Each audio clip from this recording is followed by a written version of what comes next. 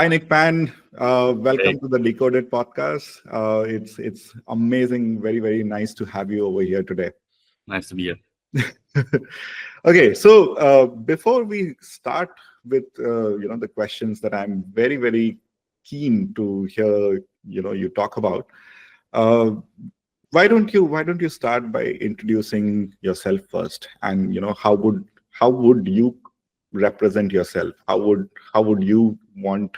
What is that version of yourself that you want the world to see? Well, that's such a big question, right? But I think generally there are two parts of a person's life, or maybe three parts. Okay, maybe let's start with the simple and professional side.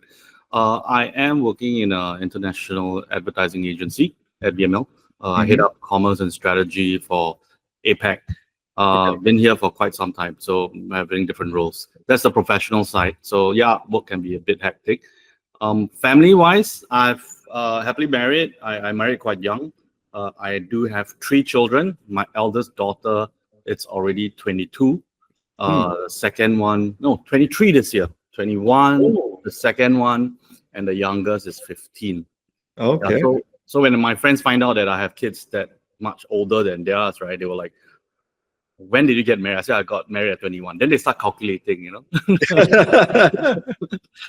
Yeah, so my wife's working as well. Hmm. Cooks very well. We have a fun family time. Hmm. And yeah, growing up, I think with kids in Singapore can be kind of hectic with family life, school life. And I Yeah. think if you think about it, when the kids are very stressed in school, that's when parents are also stressed at work. Yeah. So yeah, it's been a journey. Hmm.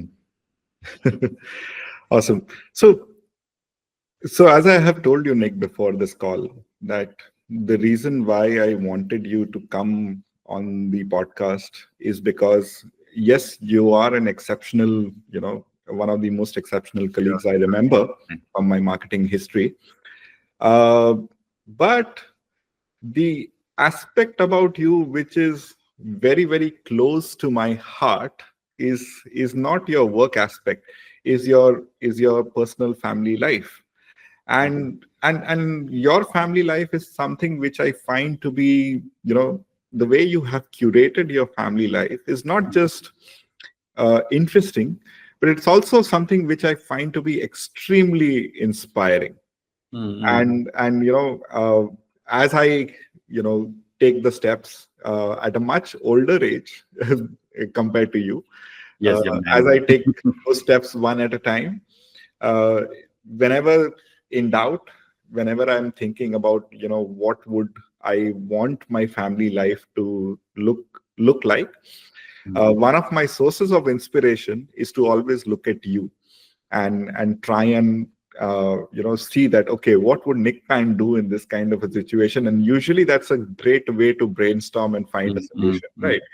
But I can kind of use all these adjectives to describe your family life the way I see Mm-hmm. it, and I'm like interesting, inspiring, all those adjectives are there, but the adjectives don't really do justice to and they don't actually bring it alive, like what's your family life like. So why don't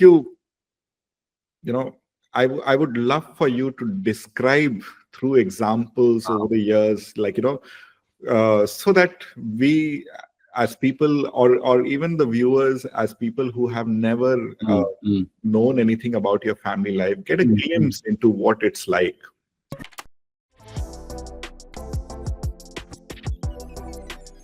All right, all right.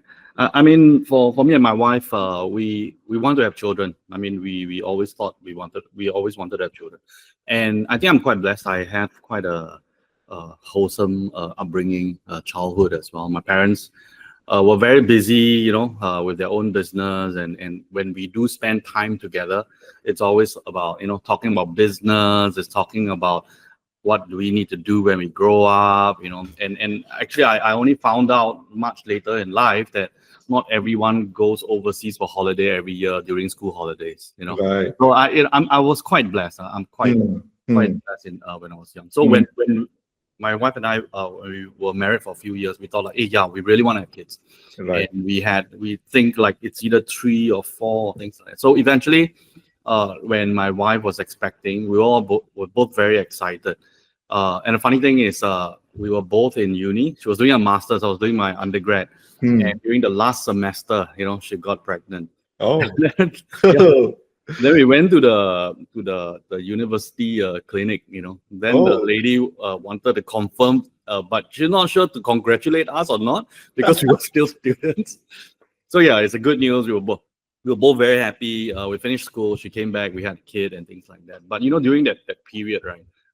It was quite stressful because it's like big deal, right? You're gonna have a new life coming into the world.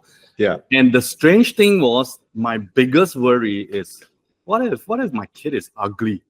I have to face my kid for the rest of my life, So I'm like, man, that's tough.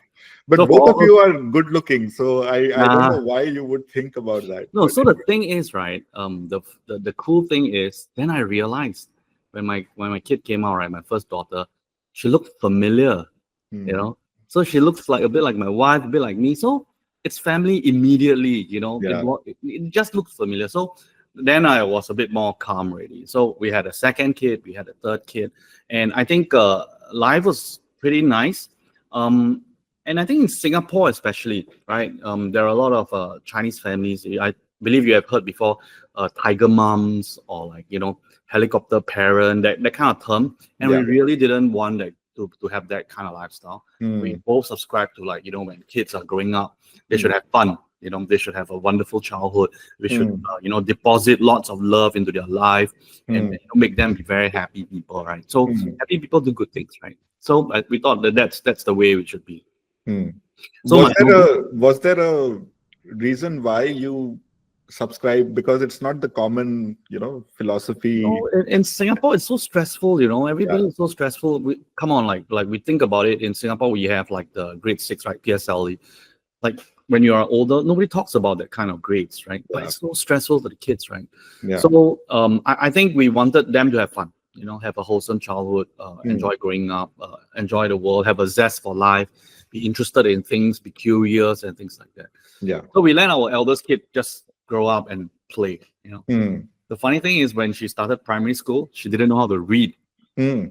because she was playing all the time, right? Oh, okay. So imagine her first term paper or assessment paper, right? She didn't Yeah. know how to read. So Hmm. when she came back with almost no scores, we were like, "Oh shucks, did we screw up as parents?"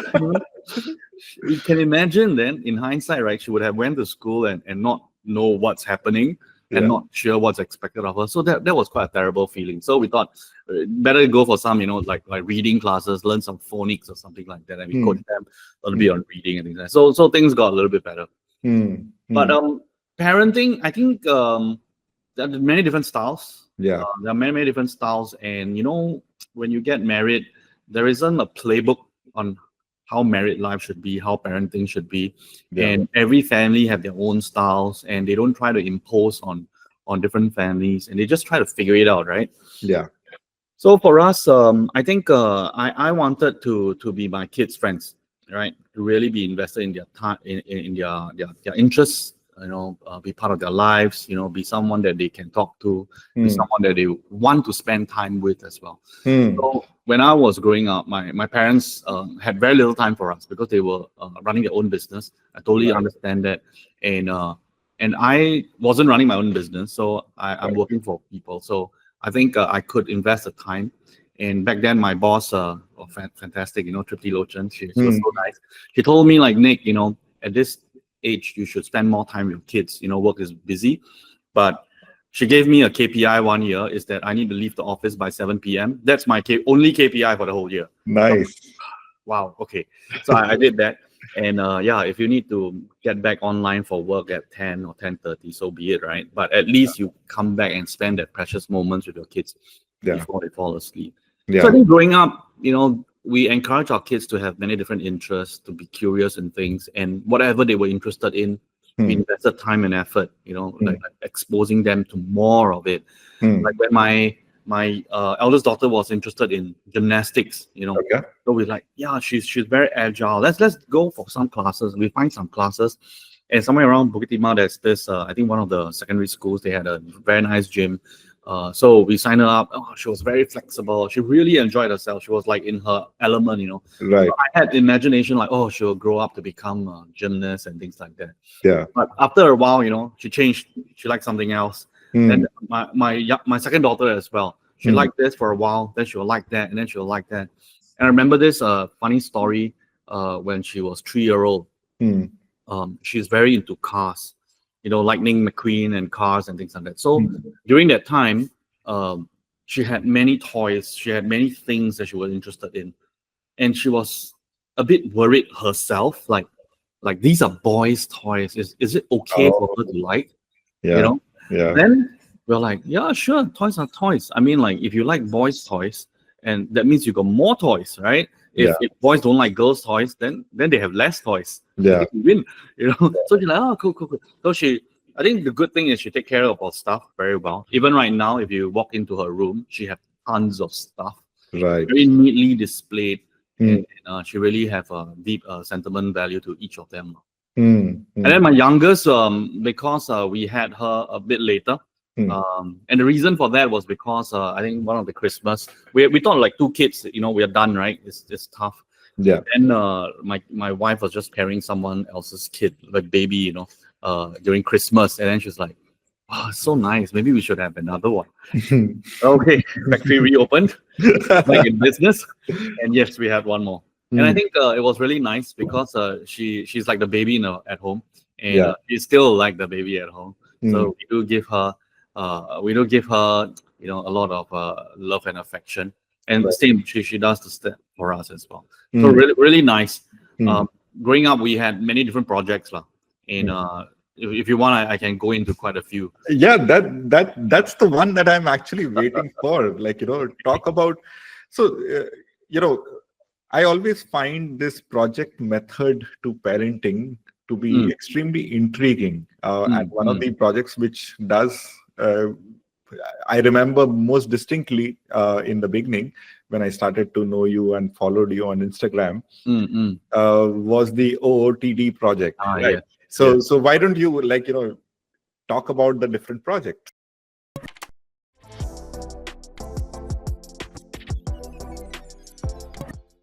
So for that one, um, Or all any projects that come to your mind. can do. So let's start with that one first. So when we were going out of the house, there is this very simple wall, okay, outside our house, right? So we would just get my kids to line up there and just take a group photo. Just remember, what they were wearing that day, or just get into some funny pose and things like that. So they would be very obliging. They would just post. And girls being girls, they would just post. And every time they will have a different post. So it's kind of fun. So I'm Yeah. like, hey, why not, right? And that time also Instagram was really picking up, right? So I was like, let's just do this. And I just hashtag going out, right? Right. So when I did that, it just became a habit. It just became a habit, and we just kept doing it, and they were like expecting it as well. So it became a thing, right? Oh. So we did that for many years, and with that, I could see from the photos the evolution when they were very young, very small, all the way now to teenagers and all. They are still happy to do it as and when is required. But I think they're big enough, so I think we have sort of closed that project and moved on to other projects. Really. Okay. So that's an interesting project. Okay, Yeah. let's. But the project, right? You know how that project came about is the missus at home takes a bit of time to come out. Oh, okay. The young ones are out, so we're like, let's do something, right? Yeah. While we are waiting, so we'll get in polls, and so yeah, we fill our time, and it's good fun. So when my wife is out, sometimes we take a picture together. Sometimes they take a picture of my wife and I. Yeah, it's kind of fun. And after a few years, I realized that it's all on hashtag on my Instagram account, right? And I got it printed into a book. And, Oh, really? Oh, nice. it's all the different photos of when they were young, so all the different Oh, that's positions amazing. and poses that they have. Yeah. My wife and I, and when they were young. Wow. You see, right? That's Roughly, you amazing. can see, Yeah. You get the idea. You get the idea. So it's all this kind of different things. Yeah. This one is a color run. It's a bit like Holly. So Ah. we did together as a family. So it became a sort of a small family project, and it's kind of fun. Very nice. Okay. Okay, that's an interesting project. Yeah, yeah. But I know about that project. Tell me about more projects.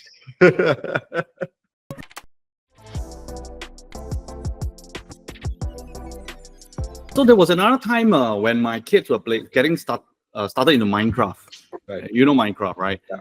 And Minecraft, they were playing on their phones, and I was like, "What is this ugly, pixelated, meaningless, wandering game all about?" Right? So I was like, "This is annoying," right?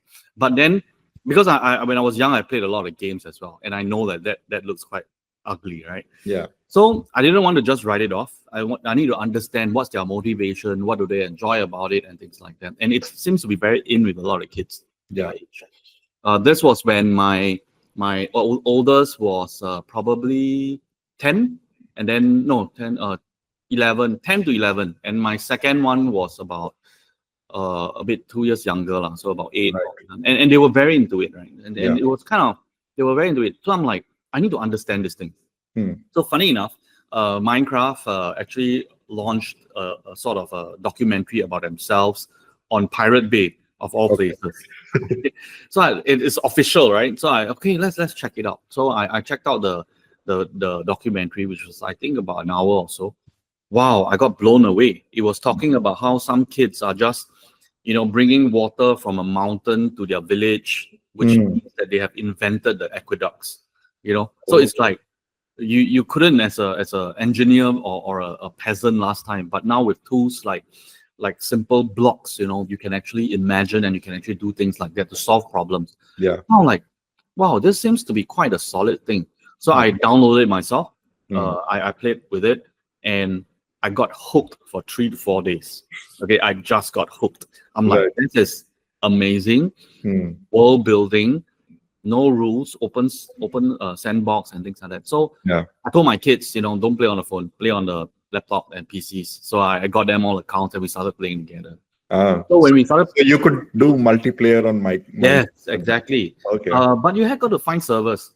So I wanted to find local servers, Singapore servers. You could, when you have 3 or 4 systems on, you can, play with each other. But when I'm at work, sometimes when they're back from school, I want them to be able to play, right? Yeah. So I go and find some Singapore servers. And just nice, I found 2 servers. Okay. But one was more creative and interesting. The land, the decoration, the world was a lot richer, right? So I went in for probably a few days, and then I went to reach out to the admins. Right. I reached out to the admins to say like, hey, you got a very thriving community here. It's fantastic. I've got 2 young kids, girls, they are probably primary 5, primary 6, primary 4, that age. Is it okay if they come into your server and play with you guys as well? And if you don't mind, be a bit of a big brother chaperone kind of thing. They say, oh yeah, sure.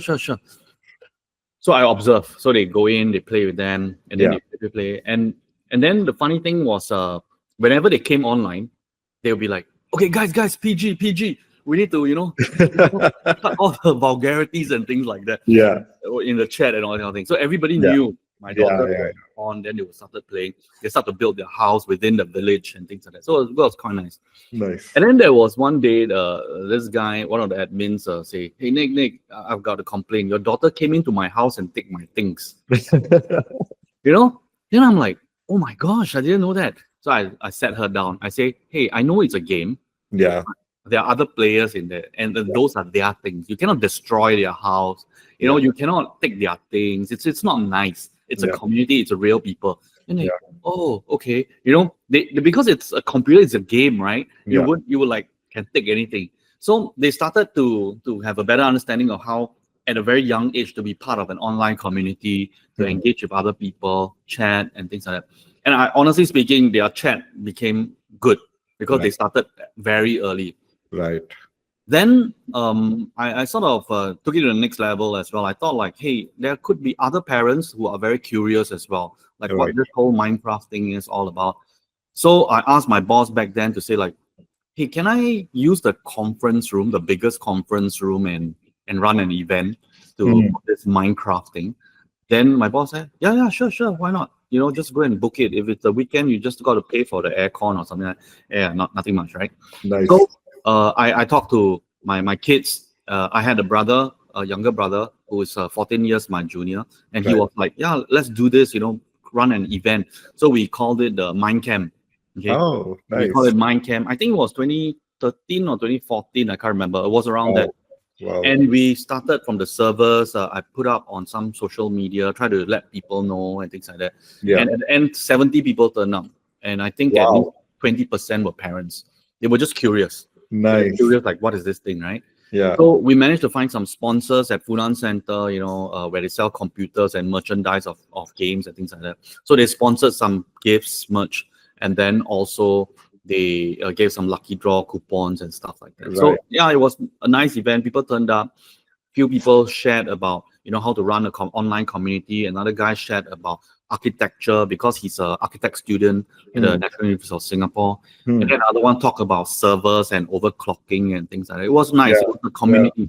And my kids were like, in a way, a bit like the superstars there because they were the kids, in the server. So it was nice. It was growing up together, getting involved in what their interest is.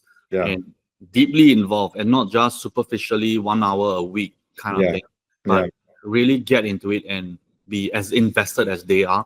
And I Right. think then it becomes a thing that we can do together. It's kind of fun. So the projects are triggered by you, or they are triggered by what your kids are interested in? How does it typically happen? I think that both ways. Some is because of their interests. Like my eldest kind of like rock climbing, so I go with her. Okay.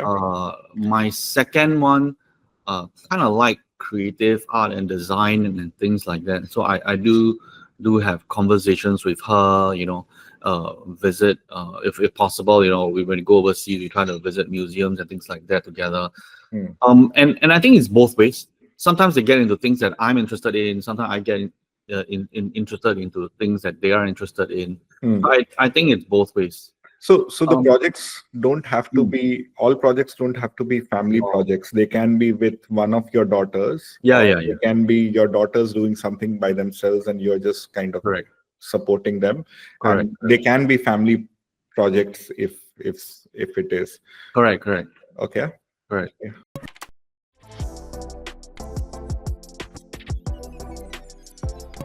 I think a recent one that I sort of started and got my kids involved was with my youngest one. Okay.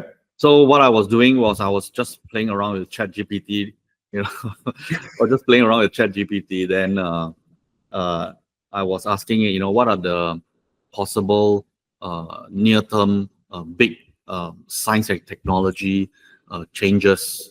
Of course, right? I mean, if you would do something like that, and Yeah. then it gave me some possibilities. Then I said, okay.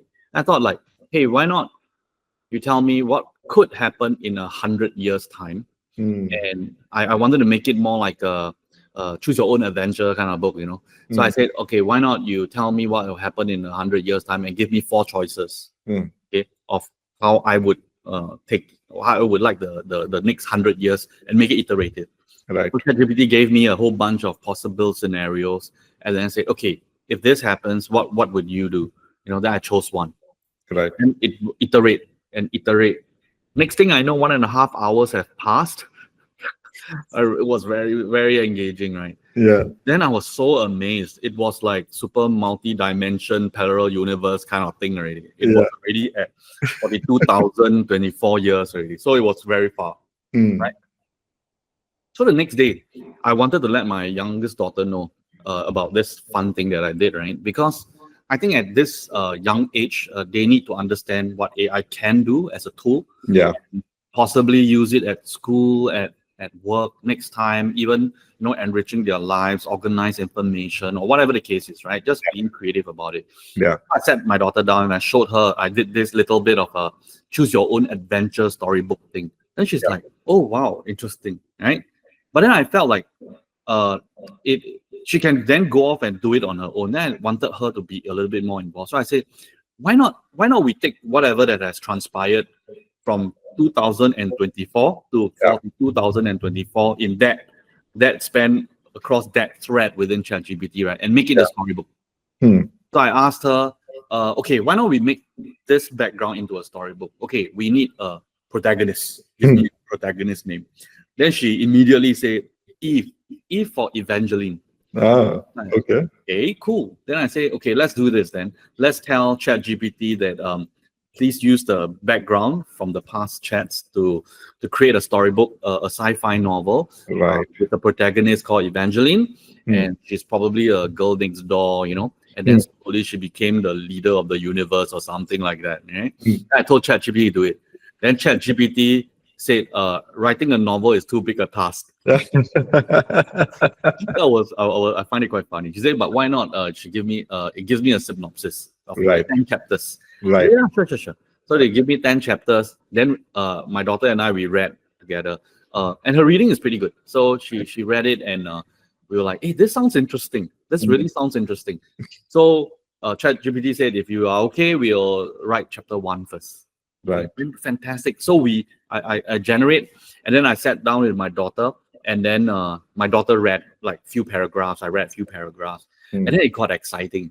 So we read chapter 1, then we generate chapter 2, then we read chapter 2, we generate chapter 3, and then after that we felt like the pacing was a bit off, character development was a bit off. So I was chit-chatting with her, like brainstorming, how should we progress, how should we prompt it, how should we tweak it, and things like that. So there was that kind of engagement. Hmm. But it started getting a bit late, so the next day Hmm. was school day. So yeah, I go and sleep.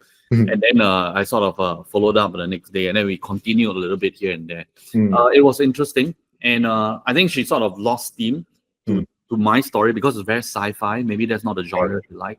Yeah. But then next thing I knew, she actually started her own as well. Oh, okay. She started her own little storybook using ChatGPT, and then we had conversations about how maybe character development needs to be better, or Hmm. the world that you're building, world building needs to be interesting. So there are some fun things. Hmm. So Hmm. for me, because this one I started it, right? So I told myself I need to finish this by 2024. I gave myself a timeline. I Yeah. finished 10 chapters, and then I tweaked it. I wanted to inject certain specific thoughts that I had. Yeah. Did that, then I got it published on Amazon. So Oh. I'm kind of happy with that. So published on Amazon, on Yeah. Kindle. If Oh, okay. anyone with Kindle Unlimited, it's totally free. So go and read. It's called 4224. The Timeline Needs You. So just go and search out for it. Oh, nice, nice, nice. I'll put a copy of that, on the show notes as well. All right. Thanks. Amazing. So this is a project wherein it started off as your project, and then you decided to do it with your kid, and then she decided to co-create a similar project by herself, and then you completed your project and all. Oh, it's so fascinating. It's good fun. It's good fun. Yeah. So tell me, like, there is a clear trend of you using a project method to parenting, like, from small things like when you're going out, you are taking pictures with all the kids, and sometimes with your wife and yourself as well. From small things like that to say a more intentionally done thing, like, okay, now there is AI, let me try and work with it and create something with my kid, and maybe turn it into a storybook that we can generate together. Why do you seem to always use a project approach to parenting, as opposed to an approach wherein you're just like going about life, like, without having to have some project that you are supposed to follow up with every single day, or like, like week on week, you have multiple projects running in does it not feel exhausting? Does it not feel like, why do you need so many projects? Like, you can live your life without having projects also. Not necessary. I mean, when we get involved and we get interested in something, I believe that let's all get deeply involved, not just superficially, like one weekend and that's it. Let's go deep and explore. I think those are learning opportunities. So it's not like it must be a project or things like that. No, it doesn't. It's just go with the flow. It's not work, right? We have no KPI. As long as we spend time together, that's beautiful already. So I don't think it's that. And I give you a good example, right? Like my youngest, Gen Alpha.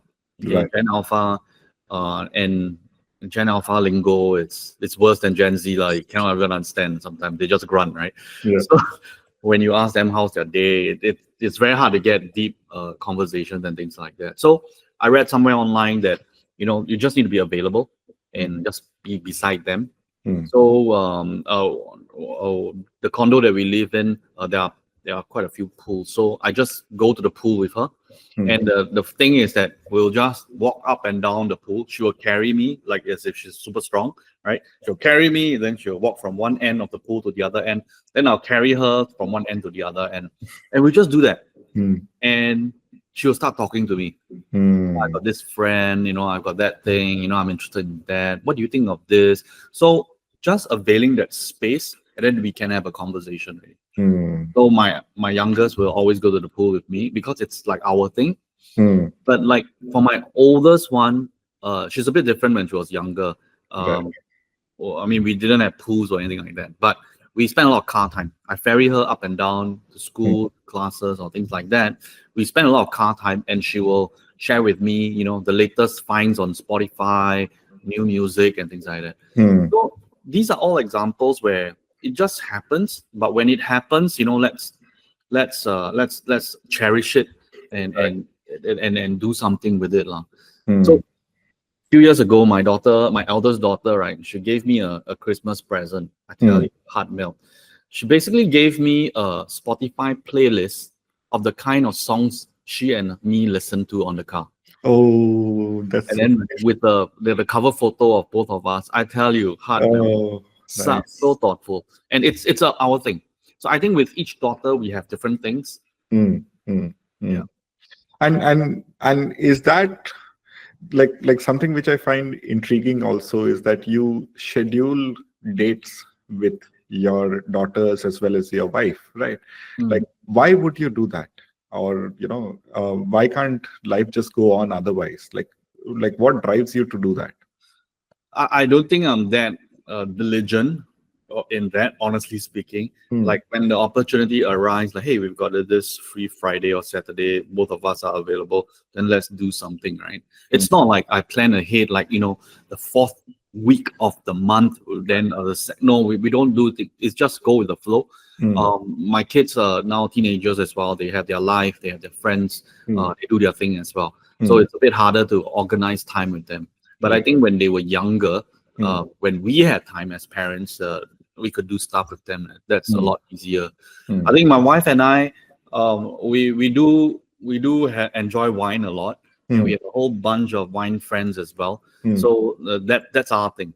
So we do meet up with friends, have good meals, have good wine, and just just chit chat and enjoy life. So that's kind of nice. And your interest in wine also you turned into a massive project. Yes, yes, you're right. Wine became a massive project. So this was, I think, my COVID baby, lah. Yeah. So why don't you tell us about that project? Okay.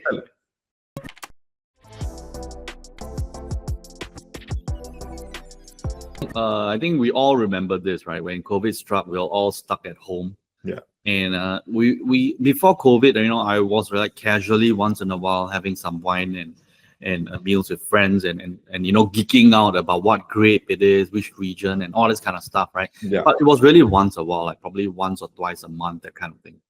But when COVID struck, right, we are all at home, right? So it became like we will open a bottle like maybe once a week. It became twice a week. It became 5 times a week. So it's a lot of wine, right? And I think it was a little bit weird, and I think that there could be other people like us out there, and I wanted to know. And the interesting thing was, at that point in time, professionally as well, I was telling a lot of my staff and colleagues, right? Like, if you want to consult on social media, you must be hands-on. You must know it. Okay, if you don't know it, then how can you consult, right? And I think that time Snapchat was just starting.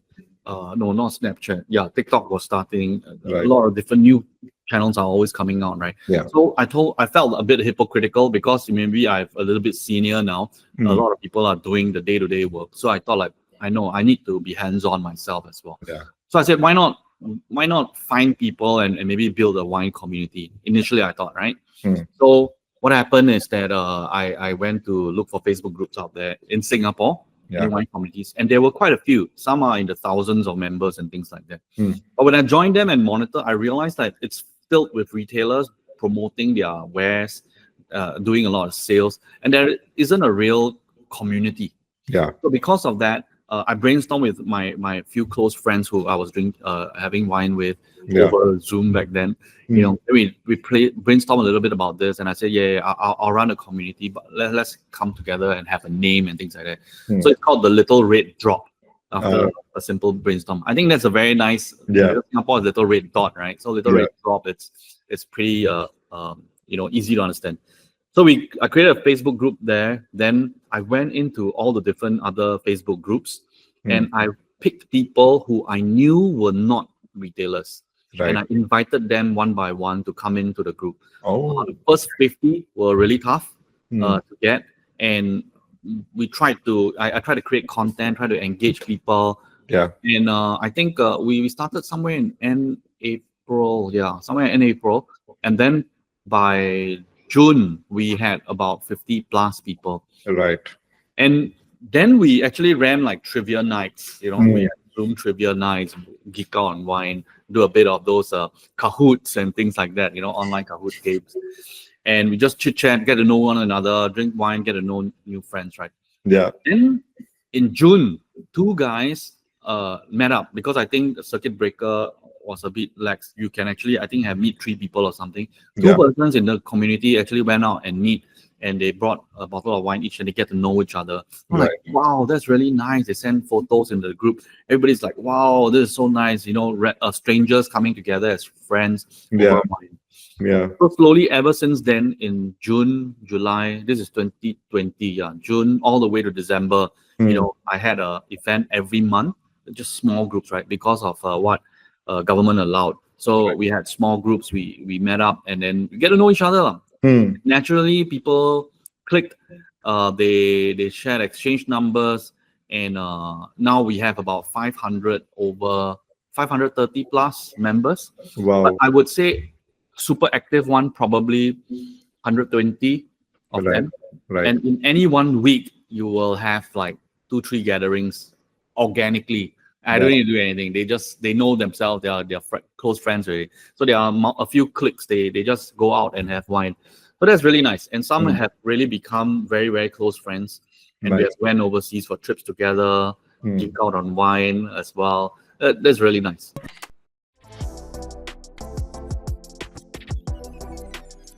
Nice. Awesome. So that's another project. I wonder if I keep digging, there'll be just so many projects that you have created in your life, because every aspect of your life that I poke into, one new project comes out. Okay. So tell me something. This is especially, and because I know you quite closely from work, I know how 100% committed you are when it comes to work. Like, there is absolutely no chance where you allow the ball to drop. And, you're always there on top of things. You're always making sure that, things are moving ahead. You take things in your own hands, and you don't wait for someone else to, initiate things, right? So you are there on that side wherein you're always on the top of your game. And then when it comes to your family life, you have a very hectic, very busy family life as well. And over there also, you have commitments and projects that you are running with your daughters, with your wife, for yourself. You have an active social life and all. Does it not feel like, it's getting too much? Like, does it never feel like your work life is creeping into your family life, and or maybe there's so much happening in your family life that it's now creeping into your work life? Like, how does one maintain the balance? Because everyone that I tend to see, every other person tends to lose the balance when it comes to these two sides about their life. Or even if they are able to balance, they lose out on the socializing aspect. Like, they are not able to socialize with friends, or say even the extended family. Yeah. So, Yeah. So what is it that you are doing to put all of these aspects about your life so neatly together? Yeah, I think it's a mindset where I think balance it's I don't think it's the right thing. Okay, because okay, let's say uh you have reduced the number of work hours now. You Hmm, have 3 hours. hmm, Question is, what are you gonna do with the 3 hours? hmm, Right? Are hmm, you going to really read a book? Are you really going to exercise? Are you hmm. really going to spend family time? That's the question, right? Are we just going to laze around, scroll TikTok, and waste the 4 hours? That's not balance, I find. So Yeah. if you do have extra time, I feel that you need to you want to get enrich your life, get involved in things that you're interested in, Hmm, because if you're not exploring, you're not um, you're not going for an adventure, you're not enriching your life, then I find you're dead. So hmm, I don't like that feeling. I hmm, feel like I want to know more. I want to enrich myself, hmm, do new things, right? hmm, hmm. So I have the same philosophy at work, right? So like when I have a particular account, a business, right? Like we had in the past we had one of the airline companies Yeah. as a client. Yeah. Nobody is in airline business on a day-to-day basis, right? So I got interested, like how do they make money? Hmm, How much fuel do they need to make a round trip? What's hmm, their KPI? hmm, You know, what's this thing they call seat load factor? hmm. How does the pilot schedule their time? Yeah. Does the pilot have a tray with food? You Hmm, know, hmm. a lot of this kind of questions keep coming. So I Yeah. find I want to know. I'm curious, and when you get involved in that, work suddenly becomes an opportunity Hmm, for you to discover more about the world. hmm, And if that's what you enjoy, it's not really work, is it? hmm, Right? hmm. I think what people don't like and talk about work-life balance is they don't like the stress, Right. right? The unreasonable expectation, the situation when you need to perform but no proper training was given, Right. situations where it's beyond your pay grade but you need to go and address. Yeah. Those are stressful, and for those people may say like, I need more work-life balance. This is not my gig. I don't want to do this. Hmm. But when you embrace the categories or the industries, the sectors that your clients are in, to Yeah. know more, to have that opportunity to understand more, Hmm, then I find it's quite interesting. And hmm, you never know, you can pull your kids into like, hey, did you know hmm, this? Did you know that? hmm. So I have a neighbor who's actually a pilot, a Singapore Airlines pilot, and Right. we can have lots of different conversations. Oh, nice. Okay, there is this maneuver, when a plane have to go turn back and go back to the airport.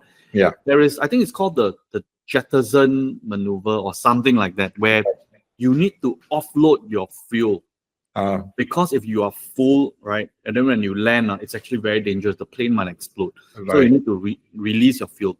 Like, yeah, I only saw this on TikTok, right? Then I chit chat with him for like half an hour about it. It's like, Hmm, how, when, what kind of situation?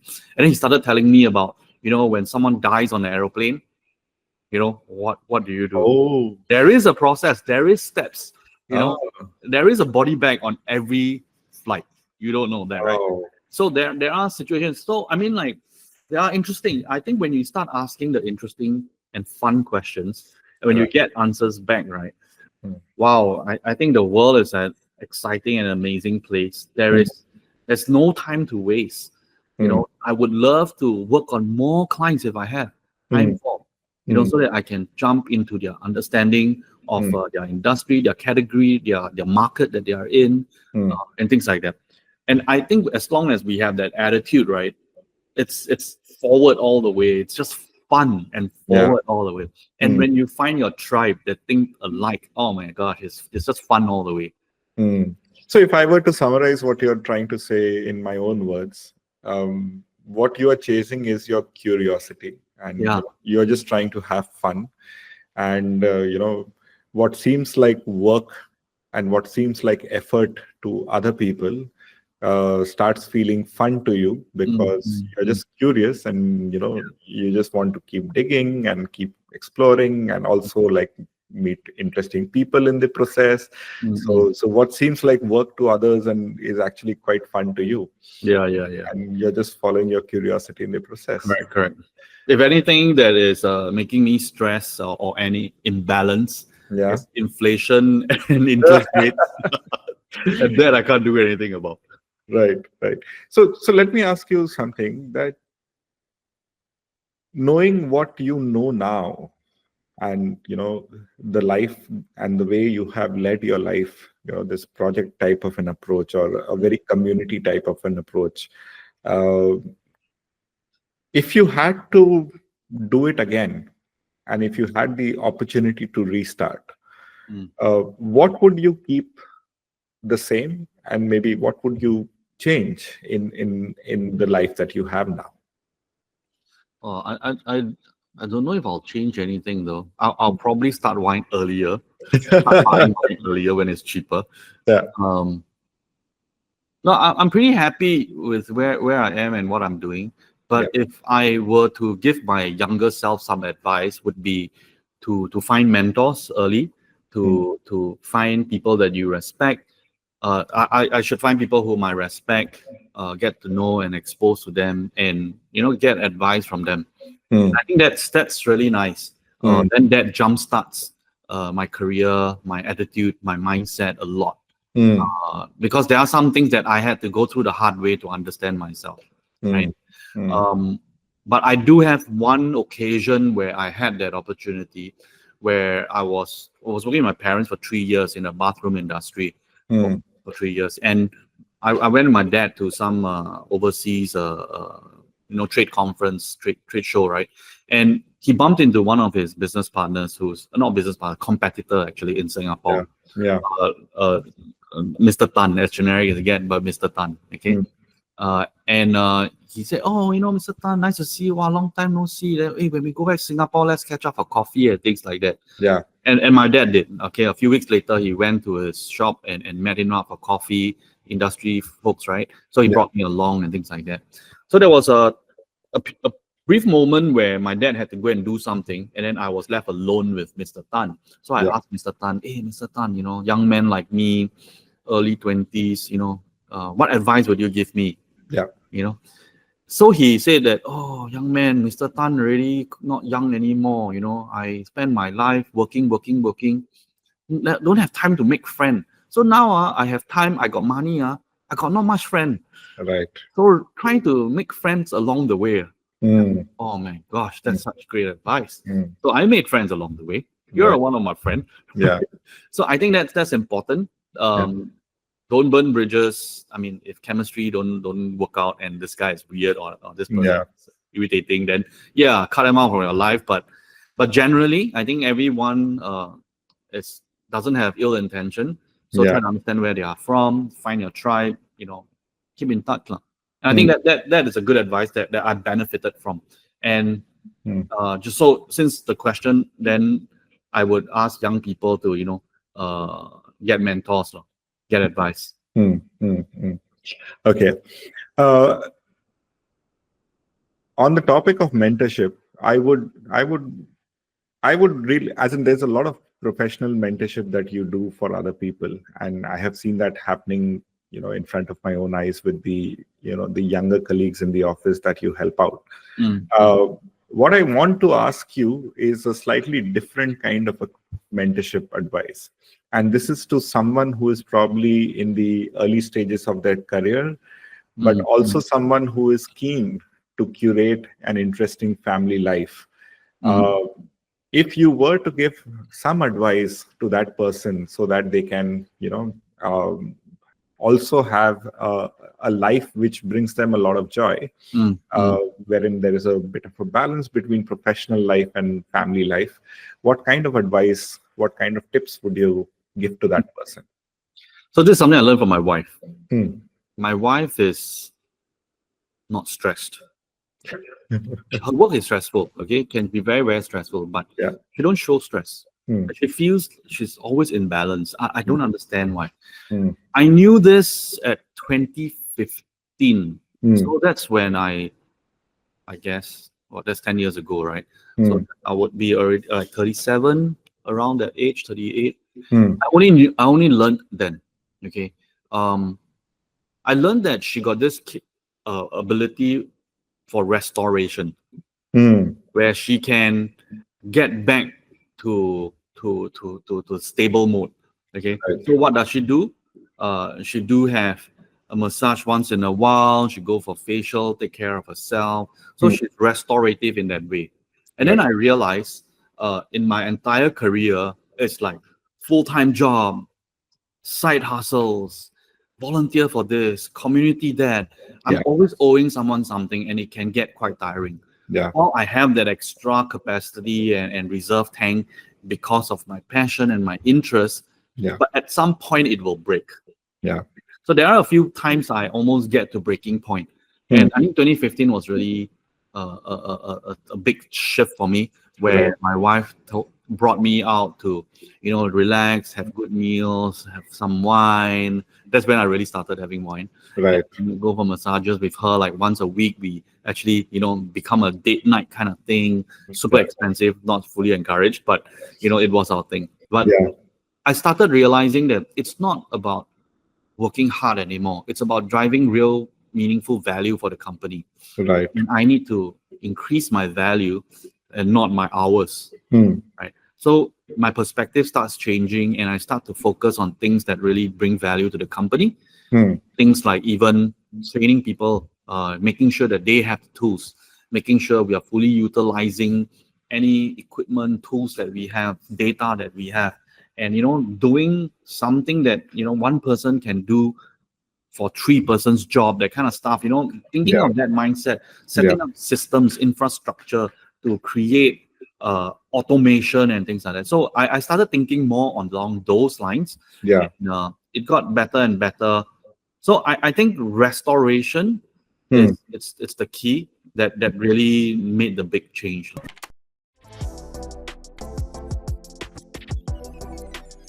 And if you were to give a few simple tips, like Mm. small things that people can do, or say, husbands can do for their wives and their and if they're fathers, then for their kids. Mm. What are those things that you have found to be of the highest leverage? Like that one little thing that you do, which has a disproportionate impact in terms of Wow. making other people in your family happy. I think kids are a lot simpler because you do anything, they'll be kind of happy as long as you put in some effort, right? And I remember one very simple thing that my wife and I did for them that really encouraged them was to write them small notes and giving them just before school, like Right. a little card, an encouragement, like you got this or something like that, or even hand drawn, whatever the case is, right? Like before I drop them off at school, I'll just give them a card. And some of I think my second one still keeps some of them, so it's really nice, right? So that is something simple that can be done. And I think that the thinking behind that is that our kids need our encouragement, right? Because we are the universe to them. Yeah. We are what normal is. So Yeah. I think we need to set the right example for the future of their lives. Yeah. And the constant encouragement and empowerment will really get them to become who they really want to be, right? So I think that's important for kids. Now, for my wife, I'm still figuring out. Okay. I'm still figuring out. You see, she is Yeah. a very she's a very joyful person. Right. She's a very joyful person. She's working as well, so she spends her money the way she wants. Yeah. She buys the things that she needs.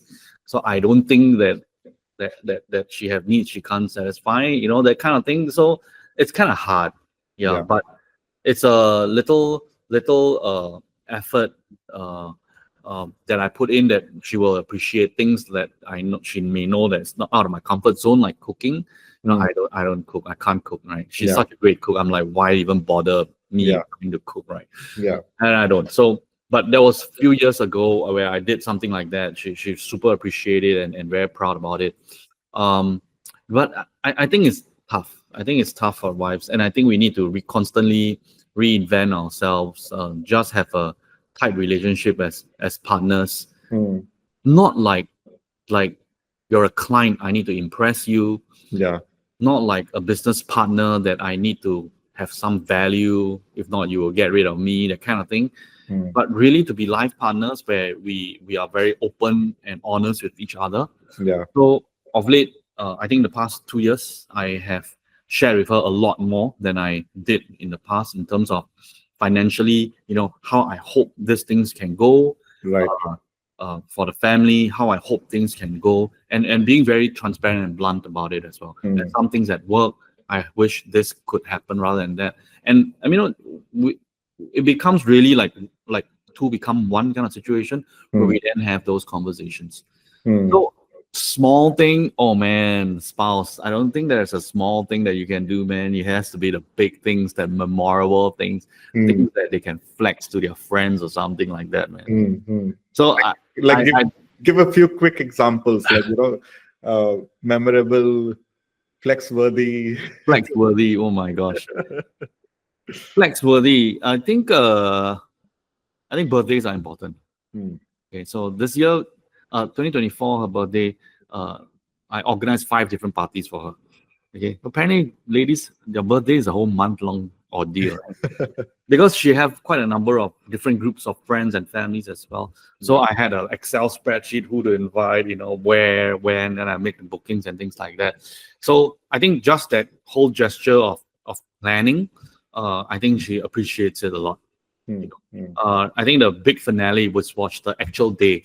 We Mm. already had like I think 3 parties already. So she's like, maybe she have a bit partied out. So I said the fourth one, we're gonna maybe we'll do a staycation at Sentosa, Yeah. and then we'll spend some couple time on your actual birthday. And he's like, yeah, it makes sense. So she chill and relax, right? Mm. But little did she know the restaurant beside the hotel was where the big party is. Oh. All my friends, a lot of our friends are. I think we got 20 over people there. And we said like, oh, I made reservations, so come, let's start walking over. Oh, then she asked, what should I wear? Then I got her, picked out her dress, and then we all went because there's a theme. It needs to be super colorful, tropical, and things like that. Right. So she wear this very colorful dress. I got a new shirt. We went for dinner, and she thought it's some casual thing. But we actually had this restaurant where the second floor we booked it out, right? Because Okay. it's a small space, so we could just take that. And when she went upstairs, all her friends were there, all our wine friends were there, and she was just shocked beyond words. So that Mm. was proper one. So I think the first few parties, which were in a way surprises as well, Yeah. but when it came to the actual day, it's like a mega surprise. So that really worked out for me. So that was really nice. I really enjoyed that night as well. Y'all have been married for how many years? Oh man, since '98, so coming to 30 years already, man. Wow. Yeah, And you are still 26 planning big surprises for Pearl.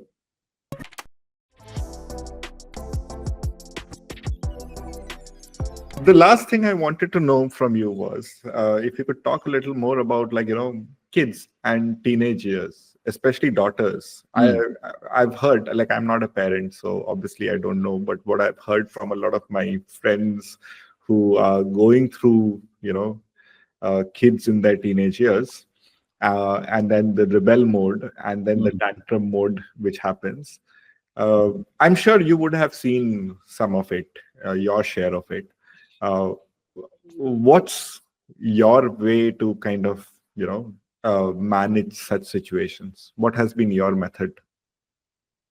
Well, the only rebel, I think, is me when I was a teenager.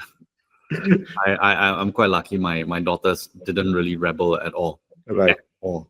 right, And I think when you rebel, right, you're rebelling at a regime that you don't agree with, right.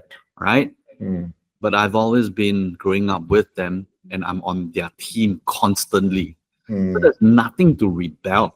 mm, You right? You get what I mean? So like, I think when they are young, we instill values in them. Like for example, there are no vulgarities, profanities in our house. right. It's very simple. Yeah. If any of your friends who come and have any vulgarities, $10. There's a swear jar. Okay, yes, they have 3 strikes, and then it's $10. Right. Mm, So we just have that, and so it is not in their vocabulary as well, Right. right? Right. Um, no staying out, no matter how late, especially because they're girls, right? No Yeah. chalets, no this kind of stuff. But if let's say it's like a special occasion, like their birthday, they just want to, maybe stay over at a hotel with two friends, and I need to know who they are, and I Yeah. will book it for them and things like. Okay, that may be some special case situation, Yeah. but generally, no staying out, uh, and there are curfews as well. Mm. They must respect that as well. Mm. But I think with school, especially my second daughter, her hours are quite long. Mm. She's in creative design, so it does take quite a fair bit of time. Yeah. But generally, there are certain family values that we instill. Mm. And when they grow up, I have a few gates. The first one is when you are 16 and when you're younger than 16, I want to know everything. Right. Okay, that's just me. For me, my wife may have another formula, but that's Yeah. for me. I want to know everything. Okay, Yeah. who your friends are, where are you going, why are you going, Yeah. what's in your bag, what are you interested in. Then when they reach 16, I think they are teenagers already, right? So I tell them individually when they hit that age, right? That I tell them, I want to respect you as a teenager. Right. I don't need to know everything. I would Right. love to know everything, but I would love for you to want to tell me what I would like to know, right? But you have your privacy as well, and I want to respect that. So Mm. they are like, oh, that's cool, but they still share. Mm.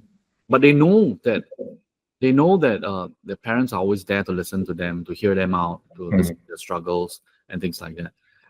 And I think when they reach 21, because my oldest now is 23 this year, and my second one is turning 21. Yeah.